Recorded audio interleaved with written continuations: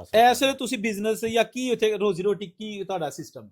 मेरे taxi business है। ਅੱਛਾ, टैक्सी तो मैं ਜੇ ਕੋਈ ਕਿਸੇ ਆਪਣੀ ਫੁੱਫੀ ਮਾਸੀ ਨੂੰ ਮਿਲਣ ਗਿਆ ਉਹ ਵਾਪਸ ਨਹੀਂ ਆਇਆ ਤੇ ਕੋਈ ਸਖਤੀਆਂ ਹੋਈਆਂ ਨੇ ਉੱਥੇ ਨਜ਼ਰ ਆਉਂਦੀਆਂ ਤੁਹਾਨੂੰ? नहीं इस टाइम तो बड़ियां बना सख्तियां ने नहीं मैं बच्चियां ਨੂੰ इस्लामिक वे ਦੇ ਨਾਲ ਕਰ ਰਿਹਾ। ਅੱਛਾ, माशाल्लाह मेरा बेटा एक बड़ा बेटा है वो हफ्ज़े कुरान है। ਇਹ ਆਪਣਾ आया मेरा बड़ा अयान? बेटा है यान बेग। ਲਓ ਜੀ ਐਨ, ਦੋਸਤੋ, ਇਹ ਐਨ। ਬੜੀ ਖੁਸ਼ੀ ਹੋਈ ਸੁਣ ਕੇ ਅਯਾਨ ਬੇਗੇ ਔਰ ਕੈਨੇਡਾ 'ਚ ਰਹਿ ਕੇ ਇਹਨੇ ਮਾਸ਼ਾਅੱਲਾ ਕੁਰਾਨ ਹਿਫਜ਼ ਕੀਤਾ ਹੈ। ਯਾਦ ਹੈ ਕਿ ਪਹਿਲੀ ਜੌਬ ਕੀ ਕੀਤੀ ਸੀ? हाँ मैं पहली जॉब की थी ਜਿਹੜੇ ਹੈਗੇ कंस्ट्रक्शन ਨੇ सेम ने डॉक्टर भी ने इंजीनियर भी ने हर एक बंदा चलांदा टैक्सी हाँ। ਜਿਹੜੇ ਸ਼ੇਅਰਿੰਗ 'ਚ ਰਹਿਣਾ ਤੁਸਾਂ ਦਾ ਰੈਂਟ ਜੋ ਹੈ ਨਾ ਉਹ 450 ਤੋਂ 500 ਦੇ ਦਰਮਿਆਨ ਦੀ ਮਿਲ ਜਾਂਦਾ ਮਹੀਨੇ ਦਾ? ਮਹੀਨੇ ਦਾ ਅੱਛਾ, ਸ਼ੇਅਰਿੰਗ ਵਿੱਚ ਸ਼ੇਅਰਿੰਗ ਦੇ ਵਿੱਚ ਰੂਮ ਸ਼ੇਅਰ ਕਰਦੇ Room ਤੁਸੀਂ share ਦੋ ਕਰਕੇ। ਬੰਦੇ। ਲੋ ਜੀ ਦੋਸਤੋ, ਮੈਂ ਔਰੰਗਜ਼ੇਬ ਬੇਗ ਔਰ ਇਸ ਵੇਲੇ ਸਾਡੇ ਨਾਲ ਬੜੇ ਖਾਸ ਮਹਿਮਾਨ ਨੇ ਕੈਨੇਡਾ 'ਚ ਅਰਸਾ ਦਰਾਜ਼ ਤੋਂ ਮੁਕੀਮ ਨੇ, ਆਪਣੀ ਫੈਮਿਲੀ ਦੇ ਨਾਲ ਬਿਜ਼ਨਸ ਕਰਦੇ ਨੇ। ਸਾਰੀਆਂ ਗੱਲਾਂ ਅਸੀਂ ਇਹਨਾਂ ਨਾਲ ਅੱਜ ਕਰਾਂਗੇ, ਕੀ ਬਿਜ਼ਨਸ ਕਰਦੇ ਨੇ ਔਰ ਕੈਨੇਡਾ ਦੇ ਇਸ ਵੇਲੇ ਹਾਲਾਤ ਕੈਸੇ ਨੇ, ਉੱਥੇ ਮਹਿੰਗਾਈ ਦੀ ਕੀ ਸ਼ਰ੍ਹਾ ਹੈ ਗਈ ਆ ਅੱਜ ਤੋਂ ਅਗਰ 5 ਸਾਲ ਪਿੱਛੇ ਦੇਖਿਆ ਜਾਏ।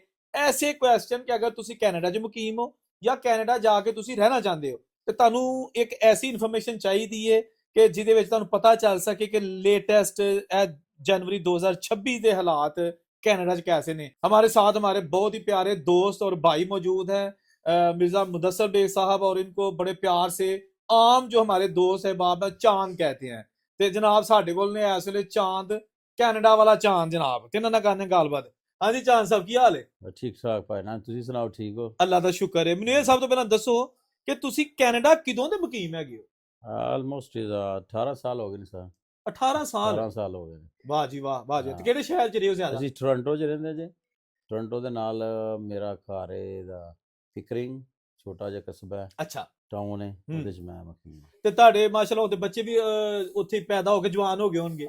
ਅੱਛਾ ਮੇਰੇ 4 ਬੱਚੇ ਨੇ, 2 ਬੇਟੇ ਔਰ 2 ਬੇਟੀਆਂ। ਮਾਸ਼ਾਅੱਲਾ। ਤੇ ਬੇਟੀਆਂ ਇੱਧਰ ਹੀ ਪੈਦਾ ਹੋਈ ਨੇ। ਅੱਛਾ ਚਾਂਦ ਭਾਈ, ਮੈਨੂੰ ਇਹ ਦੱਸੋ ਕਿ ਤੁਸੀਂ ਕੈਨੇਡਾ ਦੇ ਵਿੱਚ ਜਦੋਂ ਗਏ ਸੋ, ਯਾਦ ਹੈ ਕਿ ਪਹਿਲੀ ਜੌਬ ਕੀ ਕੀਤੀ ਸੀ? ਹਾਂ ਮੈਂ ਪਹਿਲੀ ਜੌਬ ਕੀਤੀ ਸੀ ਕੰਸਟਰਕਸ਼ਨ ਦੀ। ਕਿਉਂਕਿ ਇਨਸਾਨ ਹਾਂ। ਕਿਸੇ ਵੀ ਕੰਟਰੀ ਜਾਏ ਨਾ ਤੇ ਜਿਹੜਾ ਪਹਿਲੀ ਦਿਨ ਕੰਮ ਕੀਤਾ ਹੁੰਦਾ ਨਾ ਉਹ ਸਾਰੀ ਜ਼ਿੰਦਗੀ ਨਹੀਂ ਭੁੱਲਦਾ। ਨਹੀਂ ਜੀ ਉਹ ਬੜਾ ਮੁਸ਼ਕਿਲ ਸੀ, ਬੜਾ ਹਾਰਡ ਸੀ, ਔਰ ਮੈਂ 2 ਮਹੀਨੇ ਕੀਤੀ ਇਹ ਜੌਬ। ਤੇ ਮੁਸ਼ਕਲ ਲੱਗਾ? ਬਹੁਤ ਮੁਸ਼ਕਿਲ ਸੀ। ਇੱਥੇ ਇੱਥੇ ਕਰਦੇ ਕੁਛ ਨਹੀਂ ਸਾਂ, ਇੱਥੇ ਫ੍ਰੀ ਹੁੰਦੇ ਸਾਂ। ਬਿਲਕੁਲ। ਉੱਥੇ ਗਏ ਆ ਤੇ ਫਿਰ ਥੋੜਾ ਕੰਮ ਕਰਨਾ ਪਿਆ ਤੇ ਬਹੁਤ ਮੁਸ਼ਕਿਲ ਸੀ, ਹਾਰਡ ਸੀ। ਅੱਛਾ, ਤੇ ਫਿਰ ਉਸ ਤੋਂ ਬਾਅਦ ਤੁਸੀਂ ਕਿਹੜੀ ਦੂਸਰੀ ਜੌਬ ਕਿਹੜੀ ਕੀਤੀ ਆ ਕਿਦੋਂ? ਦੂਸਰੀ ਜੌਬ ਮੈਂ ਫਿਰ ਲੈਮੋਜ਼ੀਨ ਡਰਾਈਵਿੰਗ ਕੀਤੀ, ਉਹ 2-3 ਮਹੀਨੇ ਮੈਂ ਉਹ ਦੀ ਕੀਤੀ। ਉਸ ਤੋਂ ਬਾਅਦ ਫਿਰ ਮੈਂ ਟੈਕਸੀ ਦਾ ਲਾਇਸੈਂਸ ਲੈ ਲਿਆ, ਜਿਹੜਾ ਉਸ ਟਾਈਮ ਤੇ ਬਹੁਤ ਮੁਸ਼ਕਿਲ ਸੀ, ਲੇਕਿਨ ਮੈਂ ਕੋਸ਼ਿਸ਼ ਕੀਤੀ, ਟਰਾਈ ਕੀਤੀ ਔਰ ਮੈਂ ਹਾਸਲ ਇਸ ਵੇਲੇ ਤੁਸੀਂ ਬਿਜ਼ਨਸ ਜਾਂ ਕੀ ਉੱਥੇ ਰੋਜ਼ੀ ਰੋਟੀ ਕੀ ਤੁਹਾਡਾ ਸਿਸਟਮ? ਮੇਰੀ ਟੈਕਸੀ ਬਿਜ਼ਨਸ ਹੈ। ਅੱਛਾ, ਟੈਕਸੀ ਤੋਂ ਮੈਂ ਕਰ ਰਿਹਾ। ਅਗਰ ਮੈਂ ਗਲਤ ਨਹੀਂ ਤੇ ਮੈਂ ਕਹਿ ਸਕਦਾ ਕਿ ਤੁਸੀਂ ਕੈਨੇਡਾ 'ਚ ਜ਼ਿਆਦਾ ਜਿਹੜਾ ਟੈਕਸੀ ਨਾਲ ਅਟੈਚ ਰਹੇ ਹੋ ਬਿਜ਼ਨਸ ਨਾਲ? ਜੀ ਜ਼ਿਆਦਾ ਮੇਰਾ ਟੈਕਸੀ ਦਾ ਬਿਜ਼ਨਸ ਹੈ। ਅੱਛਾ, ਹੁਣ ਮੈਨੂੰ ਇਹ ਦੱਸੋ ਕਿ ਟੈਕਸੀ ਦਾ ਬਿਜ਼ਨਸ ਜਦੋਂ ਤੁਸੀਂ ਸਟਾਰਟ ਕੀਤਾ ਸੀ ਸ਼ੁਰੂ ਦੇ ਵਿੱਚ, ਉਦੋਂ ਤੋਂ ਲੈ ਕੇ ਤੇ ਹੁਣ ਤੱਕ ਕੋਈ ਫਰਕ ਆਇਆ ਉਬਰ ਦੀ ਵਜ੍ਹਾ ਨਾਲ? ਹਾਂ ਬਹੁਤ ਜ਼ਿਆਦਾ ਫਰਕ ਆਇਆ। ਕੁਝ ਥੋੜ੍ਹੇ ਜਿਹੇ ਬੈਡ ਹੋਏ ਨੇ, ਕੋਈ ਗੁੱਡ ਨੇ, ਕਿ ਉਬਰ ਤੋਂ ਆਉਣ ਤੋਂ ਪਹਿਲਾਂ ਜ਼ਿਆਦਾ ਪੈਸੇ ਕਮਾਏ ਜਾਂਦੇ ਸਨ ਔਰ ਉਬਰ ਤੋਂ ਬਾਅਦ ਥੋੜ੍ਹੀ ਜਿਹੀ ਇਨਕਮ ਕਮ ਹੋ ਗਈ ਹੈ ਅਤੇ ਉਹਦੀ ਵਜ੍ਹਾ ਤੋਂ ਨਾ ਉਬਰ ਤੋਂ ਪਹਿਲਾਂ ਉਹਦੀਆਂ ਜ਼ਿਆਦਾ ਗਾੜੀਆਂ ਨੂੰ ਥੋੜ੍ਹੀਆਂ ਟੈਕਸੀ ਹਾਂ, ਹੁਣ ਤੇ ਹਰ ਉਹਦਾ- ਬੰਦੇ ਦੀ ਟੈਕਸੀ ਹੈ ਨਾ ਇੱਕ ਹਿਸਾਬ ਦਾ ਹਾਂ। ਜਿਹੜਾ ਗੱਡੀ ਹੈ। ਅੱਛਾ, ਮੈਨੂੰ ਇਹ ਦੱਸੋ ਕਿ ਚਾਂਦ ਭਾਈ ਆਪਣਾ ਬਹੁਤ ਸਾਰੇ ਐਸੇ ਲੋਕ ਨੇ ਪੂਰੀ ਦੁਨੀਆ 'ਚ, ਮੈਂ ਆਸਟ੍ਰੇਲੀਆ ਵੀ ਰਿਹਾ ਜਦੋਂ, ਤੇ ਉੱਥੇ ਵੀ ਸਾਡੇ ਬੜੇ ਦੋਸਤ ਨੇ ਜਿਹੜੇ ਟੈਕਸੀ ਦੇ ਬਿਜ਼ਨਸ ਨੂੰ ਸੰਭਾਲ ਨੇ। ਕੈਨੇਡਾ ਦੇ ਵਿੱਚ ਟੈਕਸੀ ਜਿਹੜੀ ਹੈ ਇਹਦਾ ਬਿਜ਼ਨਸ ਯਾਨੀ ਕਿ ਆਪਣੀ ਵੀ ਹੋ ਸਕਦੀ ਹੈ, ਰੈਂਟ ਤੇ ਵੀ ਹੋ ਸਕਦੀ ਹੈ, ਥੋੜਾ ਦੱਸੋ ਇਸ ਬਾਰੇ 'ਚ। ਨਹੀਂ ਨਹੀਂ ਆਪਣੀ ਵੀ ਹੋ ਸਕਦੀ ਹੈ। ਤੁਸੀਂ ਹੁਣ ਤਾਂ ਈਜ਼ੀ ਹੈ ਲੈਣੀ, ਤੁਸੀਂ ਆਪਣੀ ਜ਼ਿਆਦਾ ਆਪਣੀਆਂ ਨੇ ਇਸ ਟਾਈਮ, ਲੇਕਿਨ ਤੁਸੀਂ ਜਦੋਂ ਕੋਈ ਆਪਣੀ ਨਹੀਂ, ਉਹ ਰੈਂਟ 'ਤੇ ਵੀ ਲੈ ਸਕਦਾ। ਬਾਈ ਵਿਆਹ ਨਹੀਂ, ਵੀਕਲੀ ਹੁੰਦੀ ਉਹਨਾਂ ਦੀ $600 $600-700 ਵੀਕਲੀ ਦੇਣਾ ਪੈਂਦਾ। ਗਰਾਜ ਓਨਰ ਹੁੰਦੇ ਨੇ, ਉਹਨਾਂ ਦੀਆਂ ਹੁੰਦੀਆਂ ਨੇ ਟੈਕਸੀ, ਉੱਥੋਂ ਰੈਂਟ 'ਤੇ ਲਈਦੀਆਂ ਨੇ। ਤੇ ਟੈਕਸੀ ਦੇ ਵਿੱਚ ਅਗਰ ਫੁੱਲ ਟਾਈਮ ਬੰਦਾ ਇੱਕ ਜੌਬ ਕਰਦਾ, ਯਾਨੀ ਇਹ ਨਹੀਂ ਕਿ 2 ਘੰਟੇ ਚਲਾ ਲਈ 4 ਘੰਟੇ, ਤੇ ਉਹ ਅੱਜ ਕੱਲ ਕਿੰਨੇ ਕੁ ਪੈਸੇ ਬਣਾ ਲੈਂਦਾ ਰਫਲੀ? ਰਫਲੀ ਜ਼ਿਆਦਾ ਥੋੜ੍ਹਾ ਜਿਹਾ ਹਾਰਡ ਵਰਕ ਕਰੋ, 12 ਘੰਟੇ ਲਗਾਓ, ਤੁਸੀਂ ਸ਼ਿਫਟ ਦੇਣੀ ਹੁੰਦੀ ਹੈ, ਬਿਲਕੁਲ। ਅਤੇ ਤੁਸੀਂ $7-8 ਈਜ਼ੀ ਕਮਾ ਲੈਂਦੇ ਮਹੀਨੇ ਦਾ? ਹਾਂ ਮਹੀਨੇ ਦਾ। ਯਾਨੀ ਕਿ ਖਰਚੇ ਖੁਰਚੇ ਜਿਹੜੇ ਨੇ ਹਲੇ ਉਹ ਨਹੀਂ ਕੱਢੇ ਤੁਸੀਂ? ਨਹੀਂ ਉਹਦੇ ਨਹੀਂ ਇਨਕਮ ਹੈ? ਇਨਕਮ ਹੈ। ਇਨਕਮ ਹੈ। ਅੱਛਾ, ਤੇ ਮੈਂ ਨਾ ਆਸਟ੍ਰੇਲੀਆ ਦੇਖਿਆ ਸੀ, ਉੱਥੇ ਤੇ ਬੜੇ ਪੜ੍ਹੇ ਲਿਖੇ ਸਾਡੇ ਜਿਹੜੇ ਕੁਝ ਡਾਕਟਰ ਇੰਜੀਨੀਅਰਸ ਨੇ ਉਹ ਵੀ ਟੈਕਸੀ ਚਲਾਉਂਦੇ ਨੇ, ਕਿ ਇਹ ਕੋਈ ਬੁਰੀ ਚੀਜ਼ ਨਹੀਂ ਹੈ, ਅਲਹਮਦੁਲਿਲਾ ਰੋਜ਼ੀ ਹੈਗੀ ਹੈ। ਤੇ ਇਹ ਸਾਰੇ ਵਾਸਤੇ ਉੱਥੇ ਕੈਨੇਡਾ 'ਚ ਵੀ ਕਰਦੇ ਨੇ ਸਾਡੇ ਜਿਹੜੇ ਹੈਗੇ ਨੇ? ਸੇਮ ਨੇ, ਡਾਕਟਰ ਵੀ ਨੇ, ਇੰਜੀਨੀਅਰ ਵੀ ਨੇ, ਹਰ ਇੱਕ ਬੰਦਾ ਚਲਾਉਂਦਾ ਟੈਕਸੀ। ਟੈਕਸੀ ਦਾ ਲਾਇਸੈਂਸ ਕਿਸ ਤਰ੍ਹਾਂ ਮਿਲਦਾ ਹੈ? ਕੋਈ ਦੀ ਖਾਸ ਨੰਬਰ ਪਲੇਟ ਹੁੰਦੀ ਹੈ? ਥੋੜਾ ਪ੍ਰੋਸੈਸ ਦੱਸ ਦਿਓ। ਅੱਛਾ, ਪਹਿਲਾਂ ਉਬਰ ਤੋਂ ਪਹਿਲਾਂ ਤਾਂ ਬੜਾ ਮੁਸ਼ਕਲ ਸੀ, ਲੇਕਿਨ ਹੁਣ ਜ਼ਿਆਦਾ ਈਜ਼ੀ ਹੋ ਗਿਆ। ਇੱਦਾਂ ਨੰਬਰ ਪਲੇਟ ਤੁਸੀਂ ਅਗਰ ਆਪਣੀ ਬਾਈ ਕਰਨਾ ਚਾਹੁੰਦੇ ਹੋ ਤਾਂ ਕਰ ਸਕਦੇ ਹੋ, ਲੇਕਿਨ ਤੁਸੀਂ ਅਦਰਵਾਈਜ਼ ਕੀ ਕਹਿੰਦੇ ਨੇ ਉਹਨੂੰ, ਤੁਸੀਂ ਈਜ਼ੀ ਕਰ ਸਪਲਾਈ ਕਰ ਸਕਦੇ ਹੋ। ਮਤਲਬ ਕਿ ਈਜ਼ੀ ਲਾਇਸੈਂਸ ਲੈ ਲੈਂਦੇ ਹੋ। ਟੈਕਸੀ ਦਾ ਡਿਫਰੈਂਟ ਲਾਇਸੈਂਸ ਵੀ ਹੁੰਦਾ ਹੈ। ਅੱਛਾ, ਹਾਂ, ਪਹਿਲਾਂ ਤੁਹਾਡਾ ਸਿਟੀ ਦਾ ਲਾਇਸੈਂਸ ਹੈ, ਉਸ ਤੋਂ ਬਾਅਦ ਟੈਕਸੀ ਦਾ ਲੈਦਾ ਲੈਣਾ, ਲੇਕਿਨ ਈਜ਼ੀ ਮਿਲ ਜਾਂਦਾ ਹੁਣ। ਪਹਿਲਾਂ ਟੈਕਸ ਦਾ ਟੈਸਟ ਦੇਣਾ ਪੈਂਦਾ ਸੀ, 3 ਵੀਕ ਦੀ ਕਲਾਸਾਂ ਹੁੰਦੀਆਂ ਹਨ, ਲੇਕਿਨ ਹੁਣ ਤੁਹਾਨੂੰ ਕਲਾਸ ਨਹੀਂ ਲੈਣੀ ਪੈਂਦੀ, ਡਾਇਰੈਕਟ ਤੁਸੀਂ ਅਪਲਾਈ ਕਰਕੇ ਤੇ ਤੁਸੀਂ ਹਾਸਲ ਕਰ ਸਕਦੇ ਹੋ। ਅੱਛਾ, ਇਹਦੇ ਨਾਲ ਮੈਨੂੰ ਵੀ ਤੁਸੀਂ ਦੱਸ ਦਿਓ ਕਿ ਇਸ ਵੇਲੇ ਤੁਸੀਂ ਕਿਹਾ ਕਿ ਮੇਰਾ ਪ੍ਰਾਪਰਟੀ ਦਾ ਵੀ ਜਿਹੜਾ ਨਾ ਉਹ ਬਿਜ਼ਨਸ ਹੈ, ਹਾਂ ਉਹ ਵੀ ਤੁਸੀਂ ਖਰੀਦੋ ਫਰੋਖਤ ਕਰਦੇ ਹੋ। ਅਹ, ਘਰ ਟੋਰਾਂਟੋ ਦੇ ਬਿਲਕੁਲ ਵਿੱਚ ਤੇ ਨਹੀਂ ਮੈਂ ਗੱਲ ਕਰ ਰਿਹਾ, ਲੇਕਿਨ ਸਰਾਊਂਡਿੰਗ ਏਰੀਆ ਦੇ ਵਿੱਚ ਇੱਕ ਉਹਦੀ ਕਿੰਨੀਆਂ ਕੁ ਪ੍ਰਾਈਸਿਸ ਨੇ, ਰੇਂਜ ਕਿੰਨੀ ਕੁ ਹੁੰਦੀ ਹੈ? ਅੱਛਾ, ਅੱਜ ਕੱਲ੍ਹ ਤੇ ਪ੍ਰਾਈਸਿਸ ਜਿਹੜੀਆਂ ਨੇ ਥੋੜ੍ਹੀਆਂ ਡਾਊਨ ਹੋਈਆਂ ਨੇ। ਅੱਛਾ, ਹਾਂ, ਤੇ 3 ਬੈਡਰੂਮ ਦਾ ਜਿਹੜਾ ਘਰ ਹੈ ਤੁਹਾਨੂੰ ਈਜ਼ੀਲੀ 900 to 1 ਮਿਲੀਅਨ ਤੱਕ ਮਿਲ ਜਾਂਦਾ, ਠੀਕ ਹੋ ਗਿਆ। ਐਂਡ 4 ਬੈਡਰੂਮ ਦਾ ਜਿਹੜਾ 1.2 ਮਿਲੀਅਨ ਤੇ ਜਾਂਦਾ। ਯਾਨੀ ਕਿ ਥੋੜਾ ਜਿਹਾ ਸ਼ਹਿਰ ਦੇ ਥੋੜਾ ਨਾਲ ਏਰੀਆ। ਸ਼ਹਿਰ ਦੇ ਨਾਲ, ਹਾਂ, ਲੇਕਿਨ ਤੁਸੀਂ ਅਗਰ ਡਾਊਨਟਾਊਨ ਦੀ ਗੱਲ ਕਰਦੇ ਟੋਰਾਂਟੋ ਸ਼ਹਿਰ ਦੇ ਵਿੱਚ, ਉੱਥੇ ਥੋੜਾ ਜ਼ਿਆਦਾ 3 to 4 ਮਿਲੀਅਨ ਤੱਕ ਹੁੰਦਾ ਹੈ। ਛੋਟੇ ਘਰ ਹੁੰਦੇ ਨੇ, ਲੇਕਿਨ ਉਹਨਾਂ ਦੀ ਪ੍ਰਾਈਸ ਬਹੁਤ ਜ਼ਿਆਦਾ ਹੈ।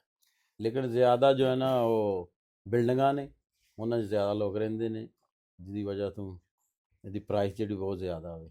ਠੀਕ ਹੋ ਗਿਆ। ਅੱਛਾ, ਜਿਹੜੇ ਸ਼ੇਅਰਿੰਗ ਦੇ ਉੱਥੇ ਲੋਕੀ ਰਹਿੰਦੇ ਨੇ, ਮਤਲਬ ਕਿ ਸਟੂਡੈਂਟ ਦੀ ਗੱਲ ਕਰ ਲਓ, ਤੇ ਕੋਈ ਘਰ ਈਜ਼ੀ ਲੱਭ ਜਾਂਦੇ ਨੇ ਕਿ ਅੱਜ ਕੱਲ ਥੋੜਾ ਜਿਹਾ ਕੋਈ ਮਹਿੰਗੇ ਨੇ, ਜਾਂ ਕੋਈ ਥੋੜਾ ਇਸ ਬਾਰੇ ਦੱਸੋ, ਕਿਉਂਕਿ ਬਹੁਤ ਸਾਰੇ ਐਸੇ ਲੋਕ ਨੇ ਜਿਹੜੇ ਸਟੱਡੀ ਬੇਸ ਤੇ ਜਾਂਦੇ ਨੇ ਉੱਥੇ। ਨਹੀਂ ਅੱਜ ਕੱਲ੍ਹ ਈਜ਼ੀ ਮਿਲਦੇ ਨੇ ਫਿਰ ਰੈਂਟ ਤੇ।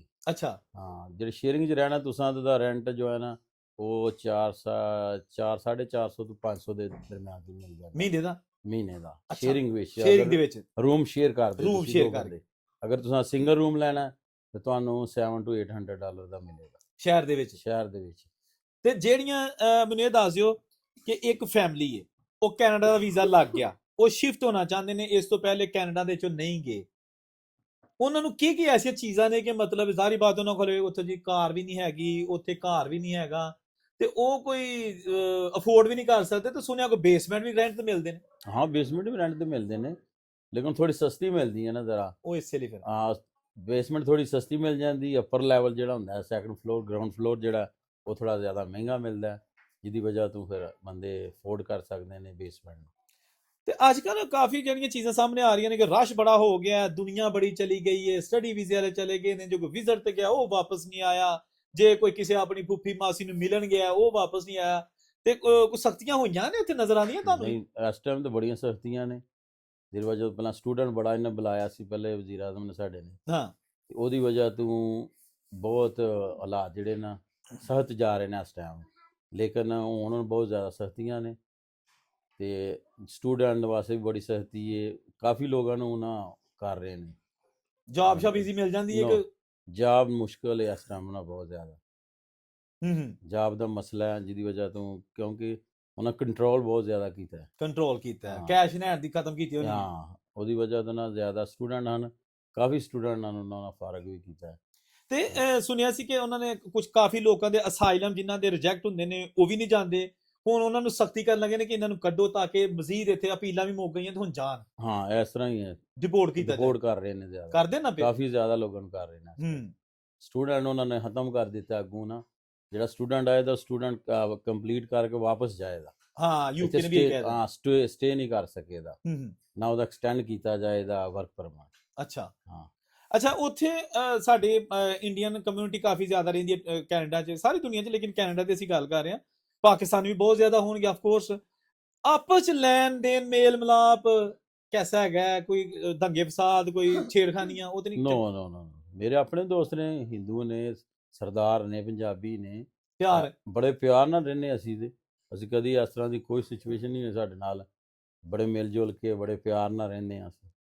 ਅੱਛਾ, ਬੱਚੇ ਤੁਹਾਡੇ ਮਾਸ਼ਾਅੱਲਾ ਉੱਥੇ ਰਹਿ ਰਹੇ ਨੇ, ਤੇ ਤੁਸੀਂ ਬੱਚਿਆਂ ਦੀ ਐਜੂਕੇਸ਼ਨ ਕਰ ਰਹੇ ਹੋ ਇਸਲਾਮਿਕ ਵੇ ਦੇ ਨਾਲ ਜਾਂ ਵੈਸਟਰਨ ਵੇ ਦੇ ਨਾਲ ਲਾ ਰਹੇ ਹੋ? ਨਹੀਂ, ਮੈਂ ਬੱਚਿਆਂ ਨੂੰ ਇਸਲਾਮਿਕ ਵੇ ਦੇ ਨਾਲ ਕਰ ਰਿਹਾ। ਅੱਛਾ, ਮਾਸ਼ਾਅੱਲਾ ਮੇਰਾ ਬੇਟਾ ਇੱਕ ਬੜਾ ਬੇਟਾ ਹੈ, ਉਹ ਹਾਫਿਜ਼ ਕੁਰਾਨ ਹੈ। ਇਹ ਆਪਣਾ ਆਇਆ ਮੇਰਾ ਬੜਾ ਅਯਾਨ? ਬੇਟਾ ਹੈ ਯਾਨ ਬੇਗ।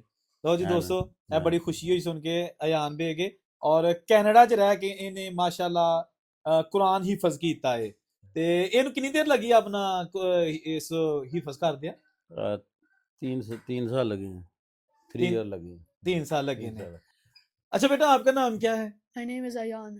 अयान, आप माशाल्लाह आपने कुरान हिफ्ज किया हुआ है, तो कैसा फील होता है कि आप एक हाफिज कुरान हो और कनाडा में रहते हो साथ ही? बहुत अच्छा। अच्छा फील होता है? जी शौक से किया था? जी तो अब जो आप दूसरी एजुकेशन भी कर रहे हो साथ, जी स्कूलिंग? जी इंग्लिश और मैथ। गुड। अच्छा, तो आपके जो दोस्त हैं वहां पे वो ज्यादा हाफिज कुरान तो नहीं होंगे ना? नहीं, थोड़े हैं ना? थोड़े हैं। लेकिन आपको वो जब बुलाते हैं तो हाफिज कहते हैं या आपका नाम बुलाते हैं? दोनों। अच्छा, कुछ हाफिज भी कहते हैं, अच्छा लगता है। जी अच्छा मुझे ये बताओ, आप पाकिस्तान भी फैमिली के साथ आते हो, तो यहाँ जब आते हो दिल उकता तो नहीं जाता, एंजॉय करते हो कि या तंग आ जाते हो? नहीं, इंजॉय करता हूँ, वेरी गुड। बहुत मजा है। अच्छा, जी तो यहाँ पे जो कजन्स हैं, फ्रेंड्स हैं, बातचीत उनके साथ उर्दू वगैरह में करते हो ना, जी वो समझ लेते हैं? जी अच्छा अच्छा, सही है। तो पाकिस्तान में आने को दिल करता है या जबरदस्ती लेके आते हैं नहीं, दिल करता है। सारे बहन भाइयों के? जी सारे। दोस्तों असल में होता ये है कि जो नई जनरेशन है ना, ਜਿਹੜੀ ਬਾਹਰ ਪੈਦਾ ਹੋਈ ਹੈ, ਉਹ ਬਹੁਤ ਸਾਰੇ ਐਸੇ ਵੀ ਨੇ ਕਿ ਜਿਹੜੇ ਪਾਕਿਸਤਾਨ ਨਹੀਂ ਹੁੰਦੇ, ਬਲਕਿ ਆਪਣੇ ਮਾਂ ਪਿਓ ਨੂੰ ਕਹਿੰਦੇ ਨੇ ਕਿ ਅੱਬਾ ਛੱਡ ਉੱਥੇ ਕਿ ਲੈਣ ਜਾਣਾ ਹੀ। ਲੇਕਿਨ ਅਯਾਨ ਬੜਾ ਸਮਝਦਾਰ ਬੱਚਾ ਹੈ ਔਰ ਉਹਨੇ ਕਿਹਾ ਹੈ ਕਿ ਮੈਂ ਆਪਣੀ ਖੁਸ਼ੀ ਨਾਲ ਪੇਰੈਂਟਸ ਦੇ ਨਾਲ ਆਣਾ ਔਰ ਇੱਥੇ ਆ ਕੇ ਸਾਰੀ ਫੈਮਿਲੀ ਦੇ ਨਾਲ ਮੈਂ ਜਿਹੜਾ ਨਾ ਇੰਜੋਏ ਵੀ ਕਰਨਾ ਵਾ। ਤੇ ਇਸ ਟਾਈਮ ਜਨਾਬ ਤੁਸੀਂ ਸਾਡੇ ਭਾਈ ਚਾਂਦ ਸਾਹਿਬ ਦੀਆਂ ਗੱਲਾਂ ਸੁਣੀਆਂ ਨੇ, ਇਹਨਾਂ ਦੇ ਬੇਟੇ ਦੀਆਂ ਗੱਲਾਂ ਸੁਣੀਆਂ ਨੇ। ਵੀਡੀਓ ਜ਼ਿਆਦਾ ਲੰਬੀ ਨਹੀਂ ਕਰਨੀ ਤੇ ਅਸੀਂ ਮਜ਼ੀਦ ਕੋਸ਼ਿਸ਼ ਕਰਾਂਗੇ ਕਿ ਇਸੇ ਤਰ੍ਹਾਂ ਦੀਆਂ ਇਨਫੋਰਮੇਟਿਵ ਵੀਡੀਓ ਜਿਹੜੀਆਂ ਨੇ ਤੁਹਾਡੇ ਵਾਸਤੇ ਲੈ ਕੇ ਆਉਂਦੇ ਰਹੀਏ। ਜਿੱਥੇ ਰਹੋ ਖੁਸ਼ ਰਹੋ, ਔਰ ਉਸ ਨੂੰ ਇਜਾਜ਼ਤ ਦਿਓ। ਅੱਲਾ ਹਾਫਿਜ਼।